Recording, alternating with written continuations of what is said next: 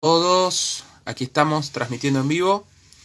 Voy a estar esperando un poquitito a ver si se conecta alguien. Y si no, ya voy a ir arrancando con la charla con la que vamos. Que básicamente, bueno, ahí me avisa Instagram que está avisando a más seguidores que se unan a tu video. Estamos avisando a tus seguidores que empezaste a transmitir en vivo, me dice. Perfecto, ahí lo tenemos a Luciano. Ahí lo tenemos a Jime.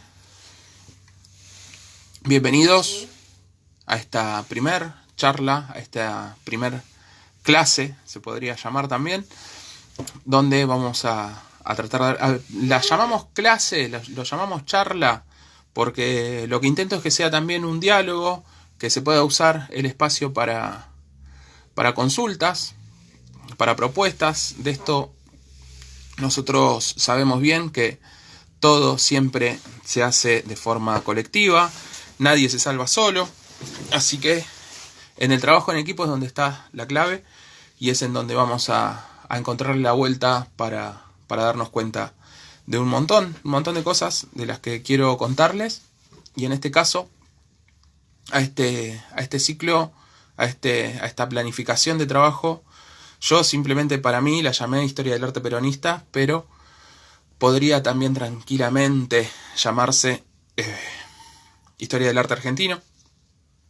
Y con eso podríamos concluirlo, porque los últimos 70 años del arte tienen que ver directamente con el peronismo. Y creo que muchas veces de este conflicto llamado la grieta, muchas veces del otro lado de la grieta se trata de menospreciar o se trata de, como en todos los ámbitos, pero en el arte sobre todo, siempre se trata de restarle valor al suceso artístico, al hecho estético, y creo que se le resta valor desde un lado propagandístico para sacarlo de mercado sobre todo, pero también para que la gente, el público, no se dé cuenta de el enorme valor que verdaderamente tiene y la elevación que tiene. Entonces crean esos fantasmas de que el peronista es bruto o el peronista es un negro que no se merece nada y cosas por el estilo, cuando en realidad la avanzada artística peronista es la que formó la identidad estética argentina por completo, y en esa clave, sobre todo en las modificaciones y en la apropiación de mucho arte europeo que se hizo durante la primera etapa del peronismo, pero también en todo lo que vino después, siempre hubo un elemento que muchos lo llaman la mística, que es algo que en otros movimientos políticos, movimientos sociales, no se ha logrado tener. El peronismo logró una mística enorme con su arte, del cual todos no solamente los podríamos ubicar, hay muchas imágenes que las podríamos ubicar casi en el rango de íconos. Y de eso quiero que hablemos un poquito, por eso traté de organizarlo para que hablemos de unas cuantas obras. Hoy puntualmente vamos a hablar de una, pero vamos a tratar de recorrer unas cuantas obras en donde vamos a tratar de ver, vamos a intentarlo entre todos, porque quiero que tenga el aporte del público, sobre todo, donde podamos observar por qué esta iconografía no solamente nos da la identidad y nos eleva, sino que también comunica y educa.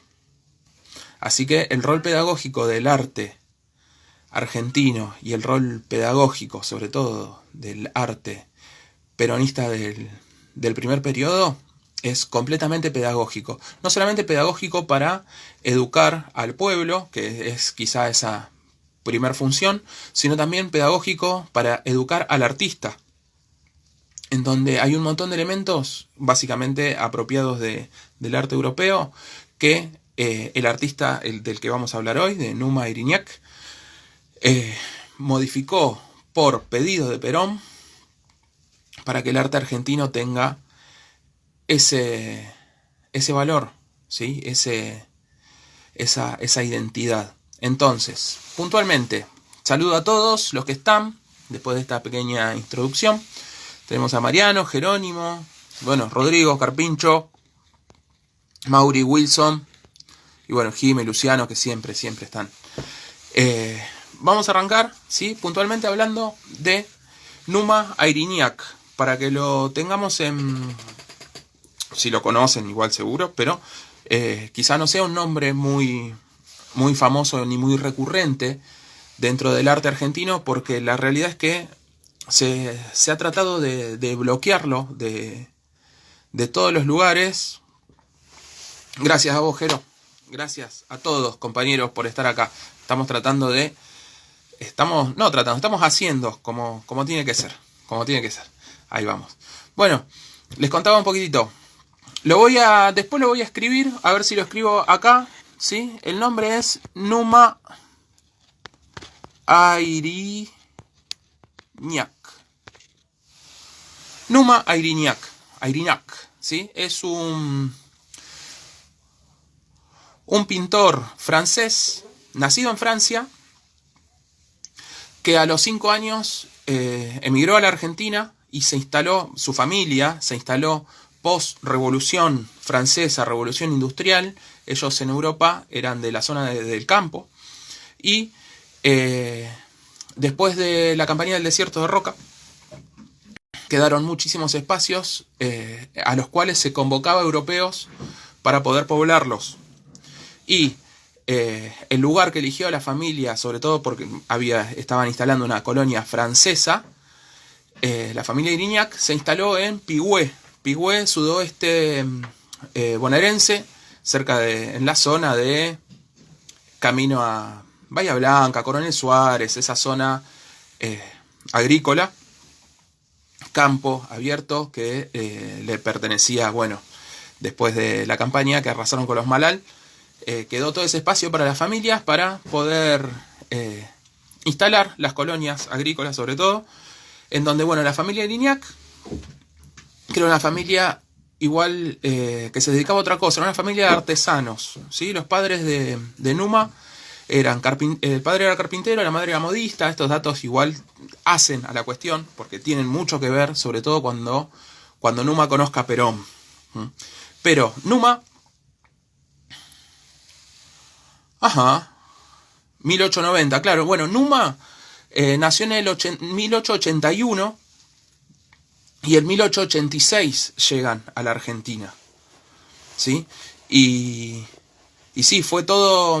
Bueno, tenemos justo en esa época, tenemos artísticamente, puntualmente, lo que es el desarrollo de la famosa generación del 80.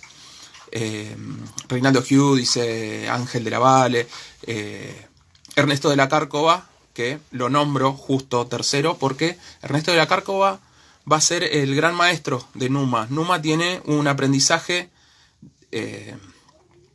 desde muy pequeño, ¿sí? Y cuando demuestra sus capacidades, sobre todo, la capacidad que más vamos a observar de Numa es su capacidad para la creación de lo que llamamos la creación de paleta. Es lo que tiene, no sabemos si es natural o no, sino que su estudio y su desarrollo intelectual es muy elevado a la hora de la creación de climas al pintar. Y su gran maestro, Ernesto de la Cárcova, pintor de Sin pan y sin trabajo, obra famosa argentina, que recorrió el mundo por su crudeza y su compromiso, más allá de que el grupo al que de la Cárcova pertenecía no era muy comprometido socialmente, pero bueno, él en esto desarrolló una representación figurativa de un momento que se estaba viviendo en esa época y básicamente lo universalizó. Pero Numa va a tomar ese aprendizaje clásico, pero sobre todo va a tener un aprendizaje muy grande en lo que es el neoclasicismo francés. Así que su aprendizaje con Ernesto de la Cárcova es muy importante porque se desarrolla en todo lo que es el dibujo figurativo, imitativo de la realidad, que eso es lo importante que tenemos que observar y es el valor más más importante que va a ver Evita en él. Así que, una vez realizado su aprendizaje con De la Cárcova, Numa va a ir a aprender, a perfeccionarse a Francia, y luego va a volver siendo muy joven. Estamos hablando de 1915, entre 1915 y 1920. Él se instala ya en Argentina como un pintor de retratos de las familias oligárquicas del campo de Buenos Aires. Esa clase de retratos tiene quiero abrir una tangente que, como siempre, nos va a pasar, y muchas veces, para que entendamos la profundidad de Numa. Porque contar solamente de que Numa Irignac fue el único pintor oficial que tuvo Perón es quedarnos cortos. Así que vamos a tratar de decir un poco más. Siendo un muchacho y siendo un pintor con mucha calidad figurativa, va a ser quizá el más solicitado para los retratos oficiales de las familias oligárquicas. Y estas familias oligárquicas no solamente lo buscaban por su aprendizaje, sino también porque les daba cierta jerarquía ser pintados por un extranjero. No querían pintores argentinos, aunque él en realidad, ya llegado ese momento, se sentía bastante argentino, muy argentino, no solamente por su crianza, sino porque con su aprendizaje con Ernesto de la Cárcova va a tener muchísima carga de identidad. Pero lo que va a pasar es que, siendo una de las estrellas de la pintura de retratos de las familias, él va a desarrollar una técnica que es la técnica que utiliza el neoclasicismo francés. El neoclasicismo francés, para ponernos en situación, es el movimiento que nace con la Revolución Francesa y es el movimiento que estudia y analiza al máximo todas las técnicas y toda la historia del arte. El estudio de la historia del arte se da en esa época, en fines del 1700 y 1800, que nace este neoclasicismo en oposición a lo que era el rococó. El arte rococó es el arte de los reyes, de la aristocracia más elevada francesa e inglesa, en donde todo es ostentación, todo es lujo llevado al máximo, todo es muchísima carga, no carga dramática como lo va a tener el barroco, pero el rococó va a tener mucha carga de lujo, sobre todo lujo. La ostentación es la clave, la ostentación y la frivolidad va a ser la clave del rococó. El neoclasicismo francés va a venir a oponerse a estos métodos, y el neoclasicismo va a ser el arte de los filósofos pensantes de la Revolución. Cada vez que veamos una obra, por ejemplo, un retrato de Robespierre, de Bertin, de Marat, o todos los pensadores, incluso un elemento clave para entender esto es el retrato de Lavoisier, que, siendo un científico, fue parte de la Revolución y fue parte de esta idea del pensamiento llevado al máximo. El retrato de Lavoisier es clave para el aprendizaje también de Numa y de los artistas argentinos, porque en el retrato de Lavoisier, en vez de mostrarse con su ostentación, Lavoisier va a mostrarse con sus elementos de laboratorio. Entonces, el lujo que muestra él no es el lujo de ganancias, sino que es el lujo que posee alguien intelectual, su sabiduría. Todo esto lo va a tener en cuenta Numa, y al desarrollar no solamente su pintura dentro de lo que es las técnicas, el aprendizaje de técnicas, también va a tener en cuenta que cuando un pintor comunica, todo elemento es clave para lo que quiere decir el mensaje final. Entonces, todo esto nos pone en situación de que Numa Irignac es un pintor muy entrenado, muy preparado, no solamente por todo lo aprendido con sus maestros, sino también por su búsqueda, hasta que llega el momento de que es contratado por Eva Duarte de Perón para pintar un retrato de su madre. Y cuando llega ese momento, lo que se le pide es que haga una interpretación. Y en esa interpretación, él pone un elemento del que todavía no habíamos hablado, que es la sensibilidad. Todo retrato en el neoclasicismo siempre va cargadísimo de cierta severidad, El retrato del neoclásico, básicamente, para que se lo imaginen, es el típico retrato de Manuel Belgrano, en donde está serio, qué es lo que tiene que comunicar un político, un abogado, un hombre de leyes.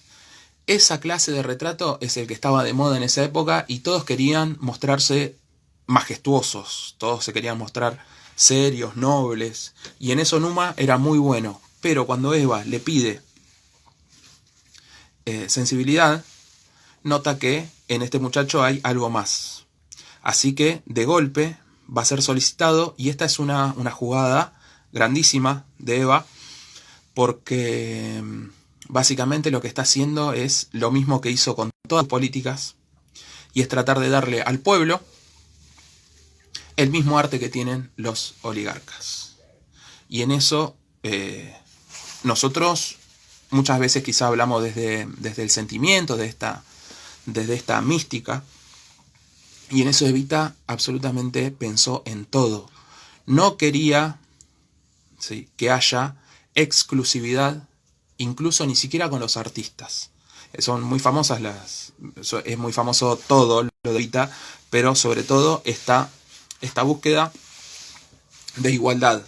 Así que ella lo va a contratar para hacer, que no es la obra de la que vamos a hablar hoy, pero quizá puede ser la próxima, si ustedes lo piden, que es el retrato oficial de Juan Domingo Perón, presidente.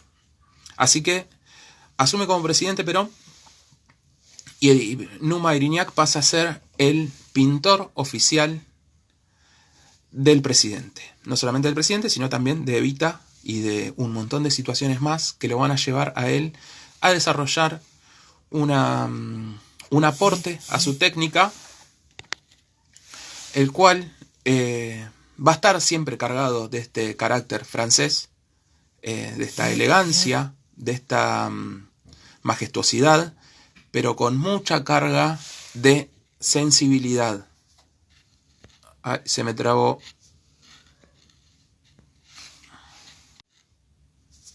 Hola, ahí volví, mil disculpas, tuve acá un problemita de conexión. Ahí estoy. Excelente. Continúo. Numa, siendo el pintor oficial del gobierno, va a tener muchísimos encuentros con Juan Domingo Perón, y no tantos con Eva. Con Eva, él tenía algo quizá de más distancia, algunos dicen que es por admiración, pero también porque siempre la veía muy ocupada. Entonces, a la hora de desarrollar sus retratos, Numa va a tratar de utilizar técnicas que para ese momento eran muy novedosas. Hoy lo vemos casi como una tontería, algo bastante rápido, ¿sí? Pero Numa, a la hora de desarrollar los retratos de Eva, que son unos cuantos, lo que hacía era trabajar un poco con ella enfrente, pero sin dejarla fija para retratarla, sino para observar sus gestos. Y lo demás lo iba a definir con fotografía. En esa época, la fotografía blanco y negro, estamos hablando de la década del 40, la fotografía en blanco y negro estaba bastante evolucionada, pero no era una moneda corriente como asistencia a las artes plásticas. Todavía no lo era, eso va a pasar mucho después. Así que va a llegar un momento en el que él va a encontrarse con esta clase de retratos, estos retratos para realizar. Ay, justo, me vienen a visitar. Entonces, él va a realizar estos retratos y con el soporte de las fotos, pero a la hora de realizar los retratos de Juan Domingo Perón, sí lo va a tener enfrente.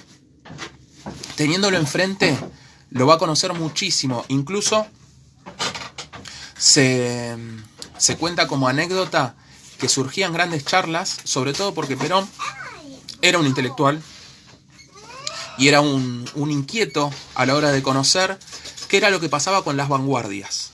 ¿Qué estaba pasando en Europa con todas las vanguardias? Con el cubismo, estaba empezando la abstracción. Y Numa básicamente era el comunicador artístico, casi periodístico, de lo que estaba pasando en Europa y en el mundo, pero mucho le importaba lo que pasaba en Europa, sobre todo con lo que era la avanzada del arte francés. Piensen que tenemos como contemporáneos a Numa, lo tenemos a Picasso y a Dalí.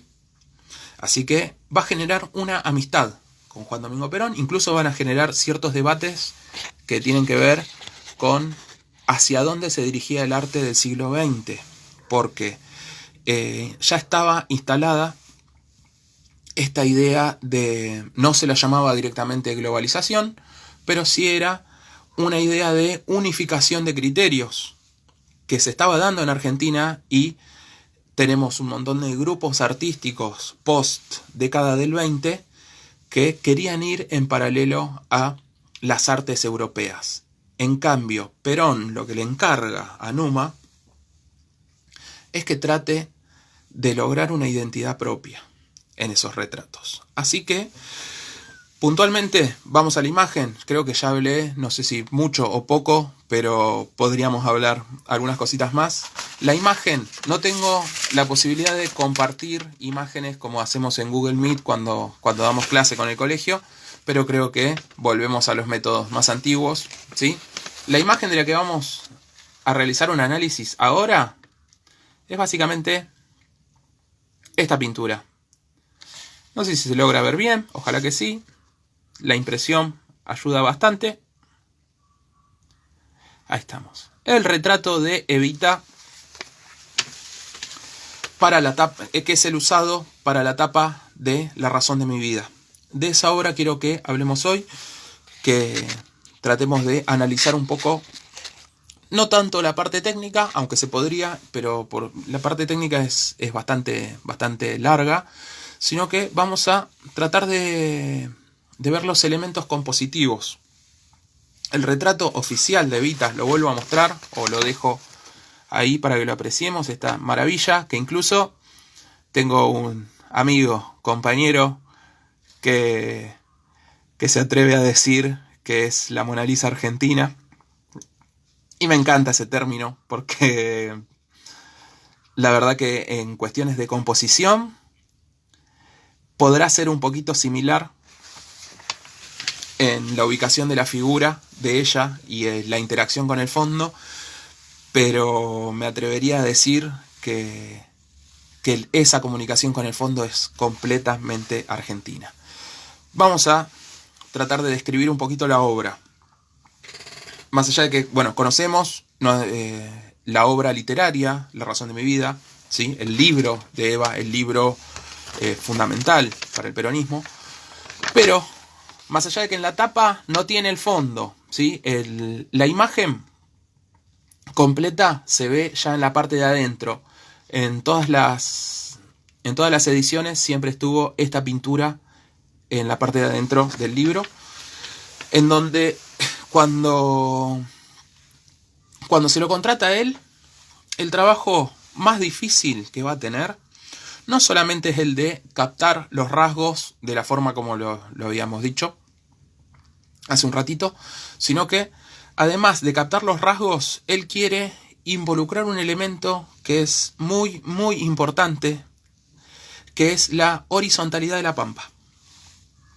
Cuando nosotros entendemos al campo argentino, muchas veces decimos el campo, el conflicto con el campo, o algo así. Tenemos un montón de visiones acerca de ese campo, pero a él, un hombre nacido en otro país, que vino a cumplir, su familia vino a cumplir una función, siempre le llamó mucho la atención la horizontalidad, y sobre todo con el aprendizaje va a tener una influencia muy grande de Prilidiano Pueyrredón. Prilidiano Pueyrredón es el pintor del 1800, hijo del presidente Juan de Pueyrredón. Prilidiano Pueyrredón es el pintor oficial de Rosas. Es el retrato de Manuelita de Rosas, el que vemos en el billete de 20. Ese es Prilidiano Pueyrredón, que a la hora de realizar paisajes siempre hizo mucho hincapié en los cielos muy amplios, en los cielos muy muy grandes y en la horizontalidad, que es algo que desde niño le llamó mucho la atención y le marcó mucho la diferencia respecto al paisaje europeo. Él viene de una tradición de paisaje europeo en donde tenemos a Monet, a Van Gogh, a Pizarro, a todos los paisajistas enormes del impresionismo, en donde siempre ese paisaje tenía una cosa de campiña, de montaña, de elevaciones. En cambio, el paisaje de La Pampa es muy plano y permite mucho cielo. Por eso es que quiero que... Buenas tardes, ahí se han sumado también. Por eso cuando nosotros vemos el horizonte, lo vamos a notar que está a la altura de sus hombros, sobre todo a la altura de la rosa. Por eso tenemos que entender en esto. Aprovecho igual para saludar a todos los que están. Está Arturo, Brenda, Claudio, Gonza, Natalia. Bienvenidos a todos. Estamos analizando y disfrutando del arte de Numa Airiniak, el artista elegido por Perón para los retratos oficiales. Y analizando puntualmente la estructura de composición del retrato de Eva Perón. Detalle a contar respecto a este retrato es que este retrato fue destruido con la Revolución Libertadora, fue prendido fuego casi como en un ritual primitivo. Los contrarrevolucionarios, la llamada Revolución Libertadora, festejó la destrucción de estos elementos, pero no se dio cuenta de que había mucha gente que iba a guardar las copias. Y en esas copias es que hoy tenemos tantos elementos. Quizá para una próxima, no la tengo planeada, pero si ustedes lo piden, podemos hablar un poquito del retrato de Juan Domingo Perón, presidente, que ese también tuvo un par de vicisitudes bastante importantes para llegar a estar como está ahora. Tal cual, revolución fusiladora. No nos olvidemos que pongan el nombre que le pongan, son simplemente asesinos y siempre lo fueron. Convertidos, reconvertidos en un montón de cosas, pero creo que el elemento el que vengo a quizá a comunicar desde mi humildísima opinión es que nunca pudieron lograr algo que el peronismo tuvo, no solamente porque lo pensó, sino porque el peronismo lo tuvo desde la palabra que nombré hace un ratito, que es la mística y es la identidad. Porque hoy puntualmente estoy hablando de un artista con muchísima carrera y con mucha técnica, pero después van a venir un montón de artistas que lo que poseen es una mística que no han logrado tener los otros movimientos transformados en un montón de pretensiones, y creo que no tienen ninguna historia tampoco para contar, más que la de odio, la de asesinatos, la de venta de chicos, la de agresiones enormes, la de quita de derechos. Por eso todo arte es político, y cuando hablamos de un arte como el que estamos hablando hoy, que tiene un fundamento en los movimientos más grandes de la historia del arte, nucleados en un sentimiento nacional, ahí nos damos cuenta que el arte argentino y el arte peronista no es algo improvisado y no es algo para correrlo abajo de la alfombra como quisieron hacer. ¿Por qué? Porque tiene mucha carga. Nosotros lo que tenemos que entender hoy, vamos al análisis porque creo que me estoy estirando un montón, pero vamos al análisis. Dentro del análisis nosotros vamos a ver aquí, ahí logramos ver la totalidad de la obra. Es una pintura al óleo de un tamaño En su momento para el momento era bastante pequeño comparado con los retratos que solía pedirle Perón, que siempre eran bastante grandes, ostentosos. Pero el retrato de Eva tenía un tamaño similar al de Mona Lisa, no superaba los 80 centímetros de alto. Así que era un cuadro que podría llamarse mediano, casi pequeño para un retrato oficial. Pero este retrato lo que tiene es un montón de elementos que provienen desde el arte griego, sobre todo el arte cristiano, y el neoclasicismo y el renacimiento, que es la construcción piramidal de la composición.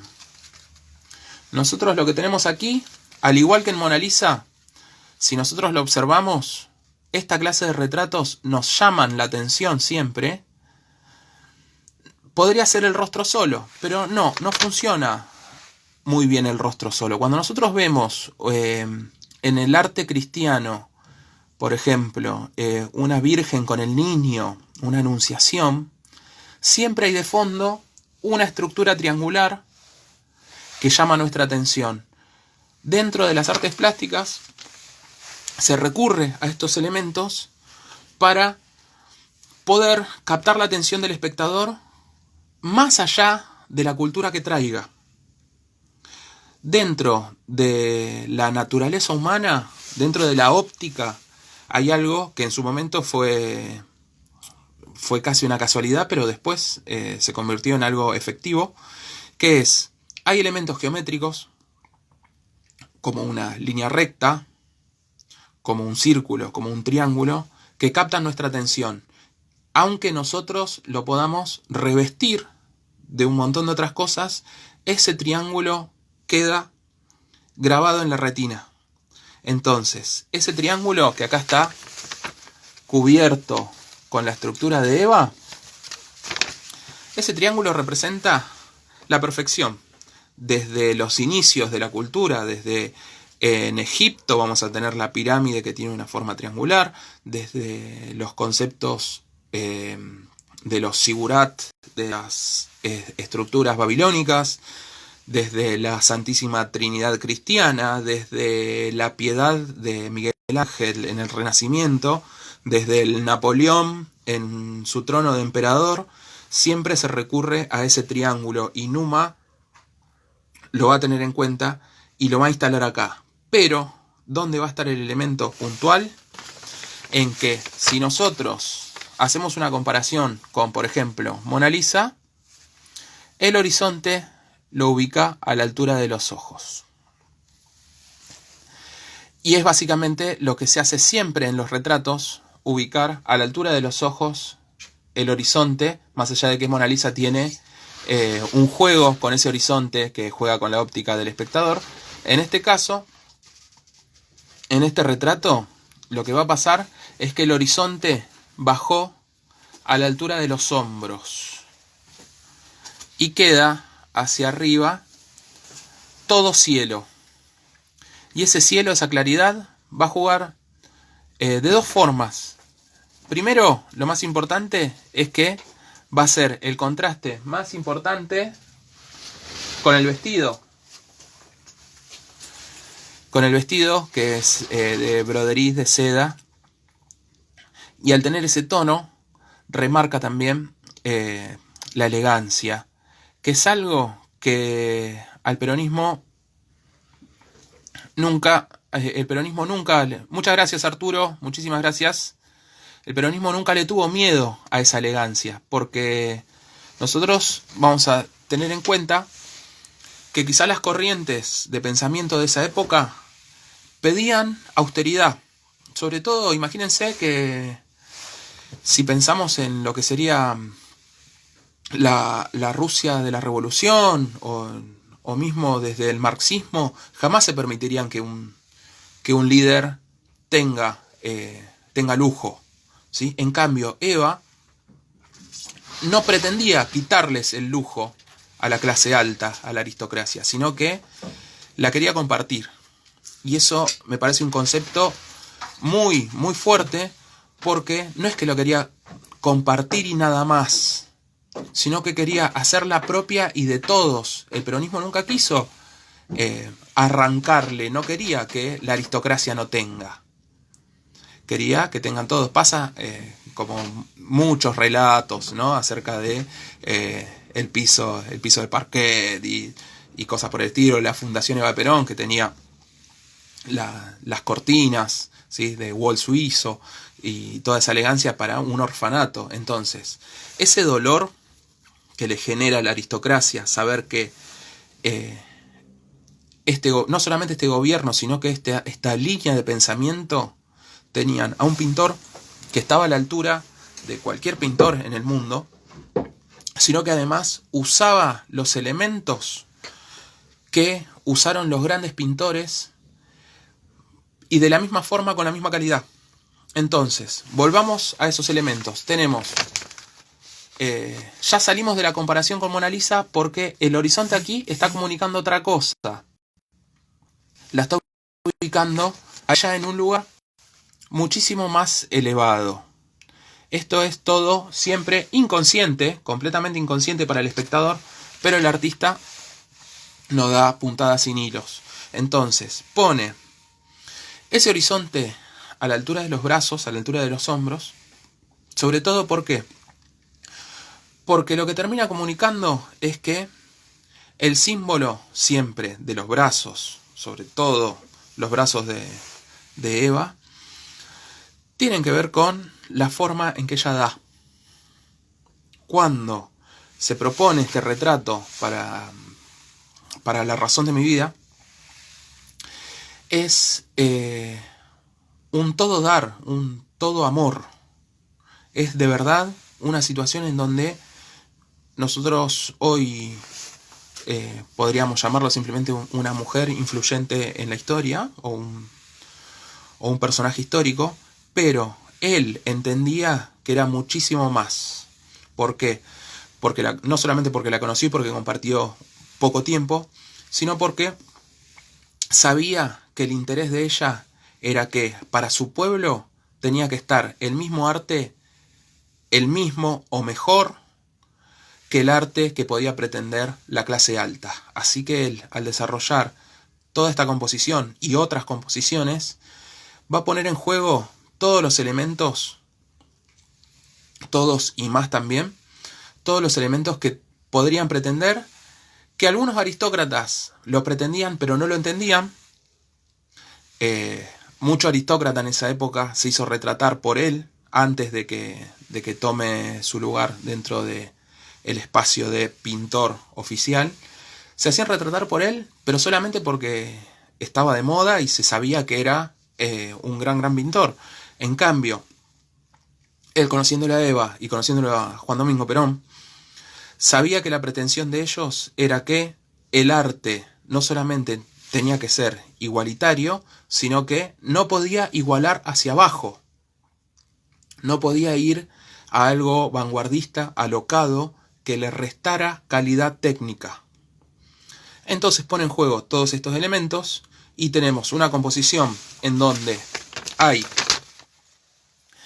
imitación de la realidad, por ser una obra figurativa, pero hay sensibilidad en su sonrisa y en su mirada, pero también hay muchísima técnica, hay estructura geométrica de composición, hay un juego de contrastes entre el vestido, un poco de el horizonte un poco frío para resaltar la calidez de su rostro, la rosa que juega como elemento de la naturaleza para su decoración, aunque es una rosa de seda decorativa, el lujo también en su collar, el lujo pretendido por ella. Se dice que ella misma solía decir que a mi pueblo no le gusta, mi pueblo no quisiera verme fea. Y ese concepto me encanta, a mí particularmente, porque cuando muestra la belleza, más allá de que por suerte hay fotos y no es un retrato de una idealización mentirosa, porque el rostro de ella está ahí y la vemos en las fotos y es ella.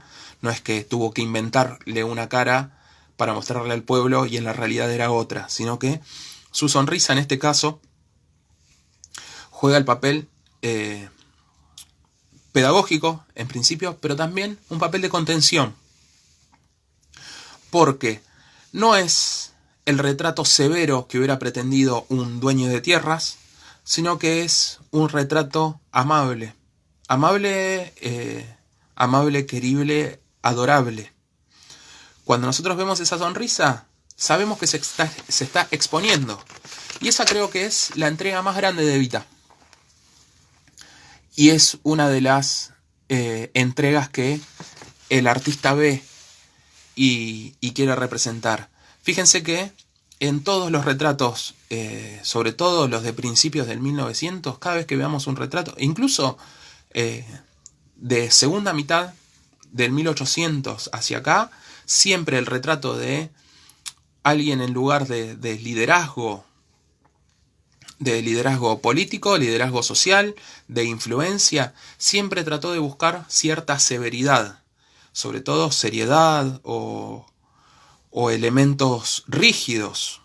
Lo podríamos ver sobre todo en el arte ruso, en donde siempre se presenta todo como muy, muy rígido, que no da lugar al amor, no da lugar al cariño, al afecto, a la sensibilidad, y tampoco da lugar a la fragilidad.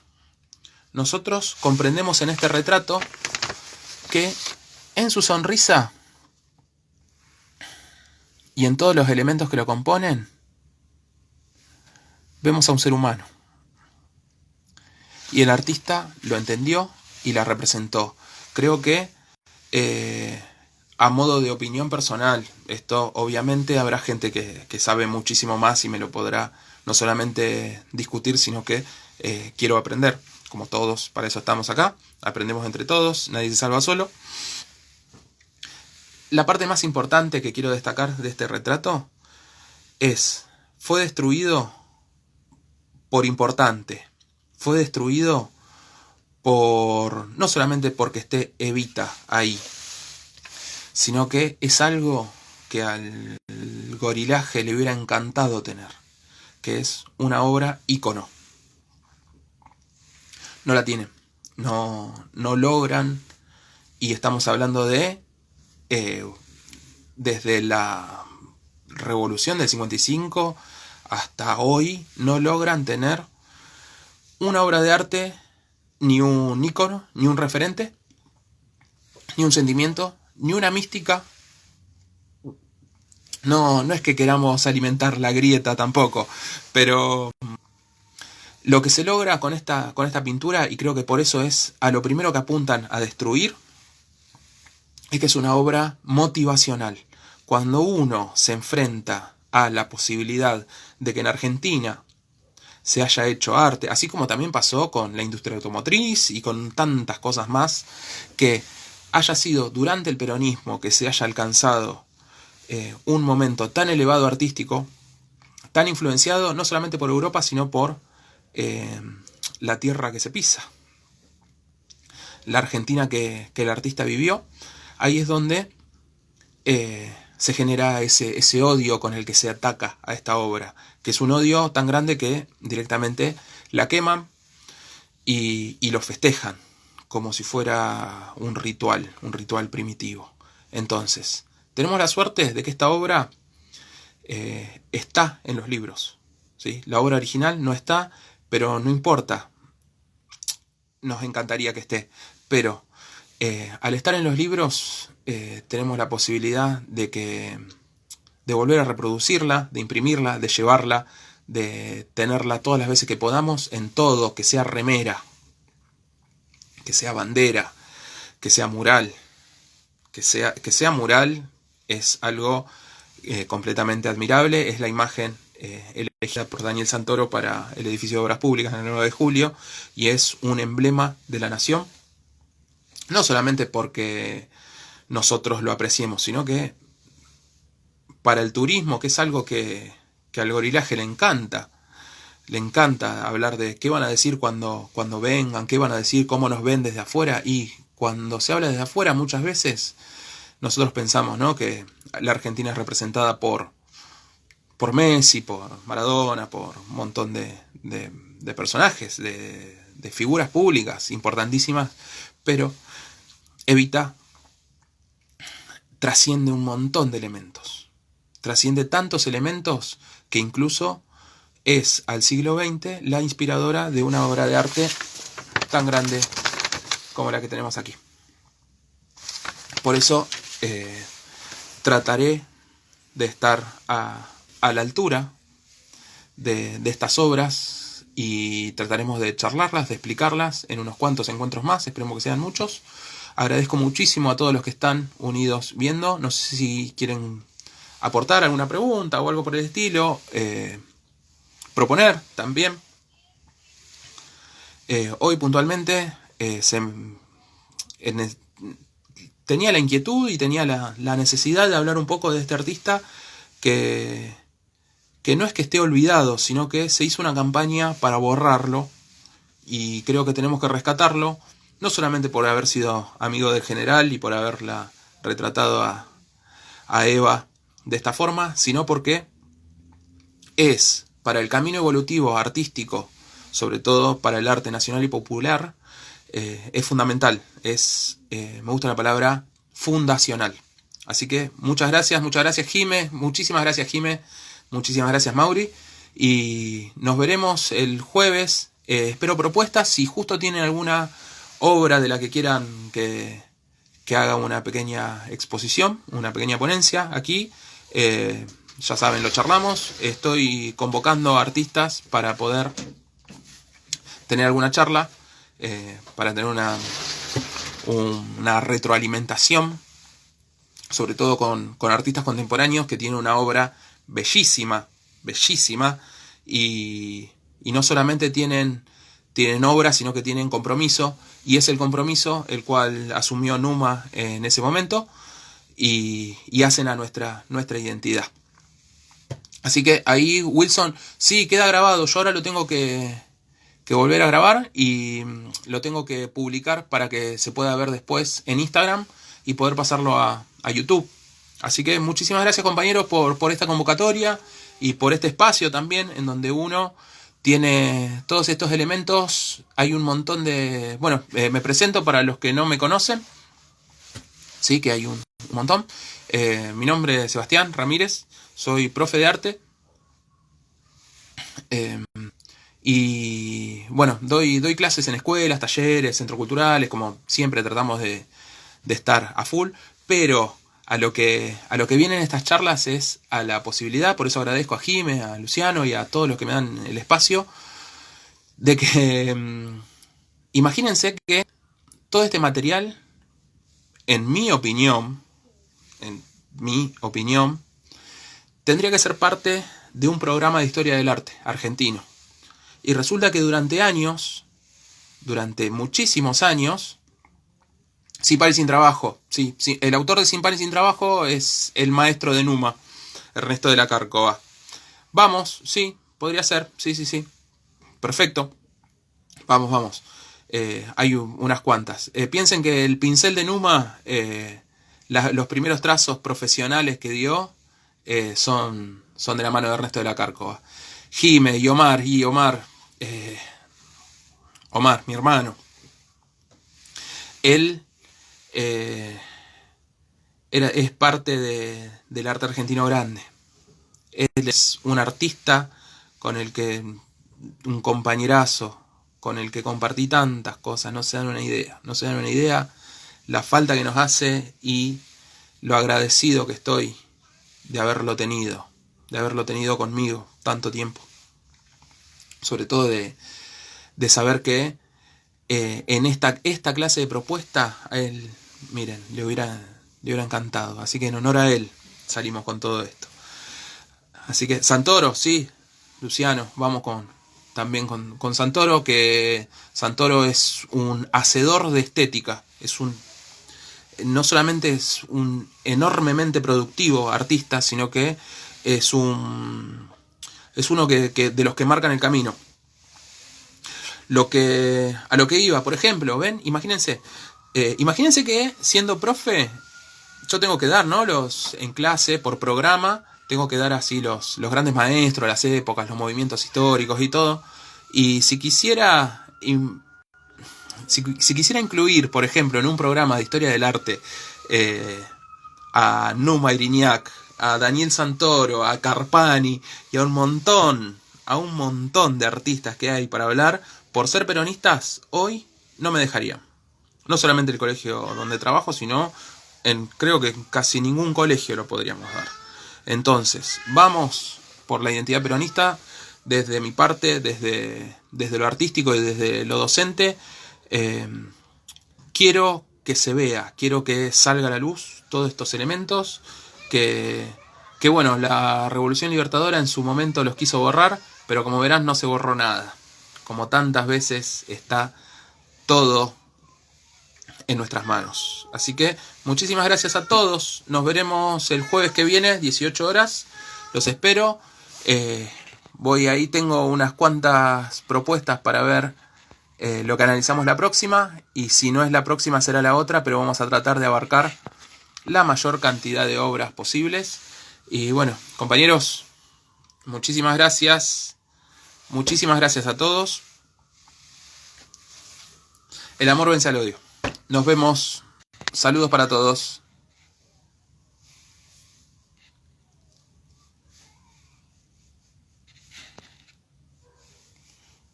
Ahí va.